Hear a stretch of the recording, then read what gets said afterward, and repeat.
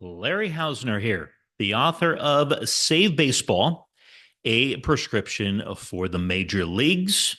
You can pick up that book anywhere online, and I suggest you order yourself a copy today. So, pitcher Jordan Montgomery exercised his $22.5 million option with the Diamondbacks the other day, which doesn't seem like too newsworthy at the outset. And I'm into interesting stories, and there is more to this story than simply signing an option for 2025. So 2024, not such a good season for Montgomery, one of the more coveted free agents from last spring.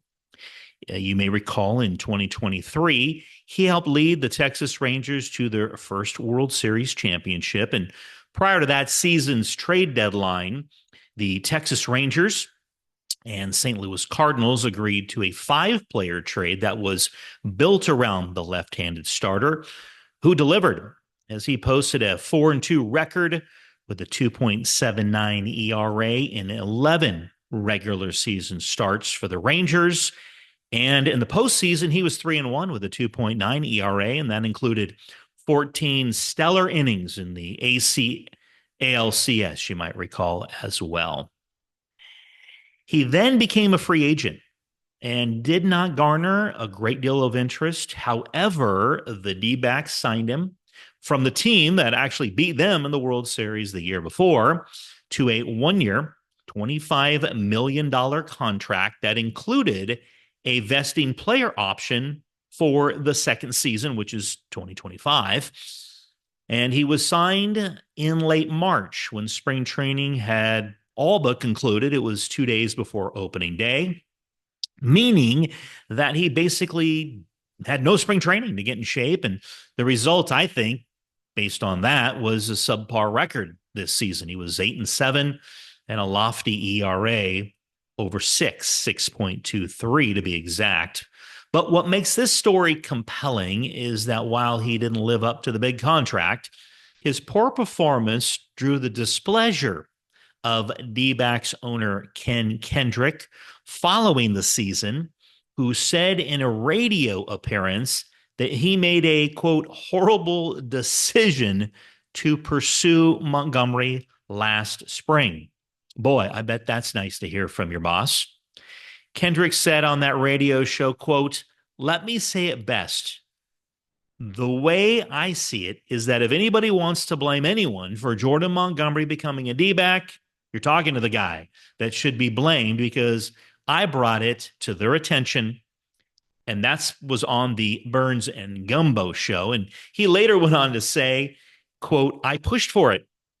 They agreed to it. It wasn't in our game plan when he was signed right at the end of spring training. And looking back, hindsight, was a horrible decision to have invested that money in a guy that performed as poorly as he did. It's our biggest mistake this season from a talent standpoint, and I'm the perpetrator of that." End quote. Later, Arizona Diamondbacks general manager Mike Hazen said the ultimate decision to sign Montgomery was his. Nice job, Mike, taking that bullet for your boss.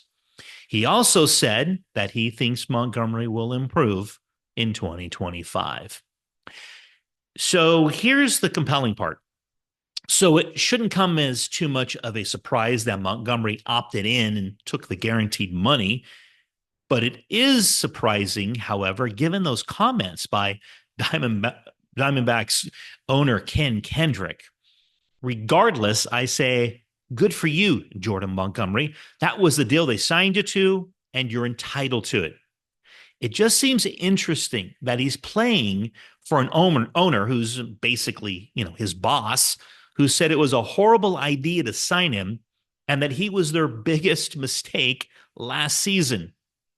Could you imagine working for a boss, no matter what your job is, no matter what sector you're in, who thinks having you on the company payroll is a horrible idea? Well, maybe you do. And if so, perhaps you can offer some advice to Montgomery on how to navigate that situation as the team's holiday party approaches. Sure, it's easy to say, hey, the guy's got 25 million reasons to get over those comments. And yeah, that's true. I think it still has to sting a bit. So I think Montgomery is at a crossroads. He either collects his paycheck, sulks, and has another disappointing year, or he says to Kendrick, I'm going to show you. And he has that season we all know he is capable of having. And then he can turn the tables at the end of 2025 and leave for greener pastures, leaving Kendrick to once again say that he made a quote, horrible decision.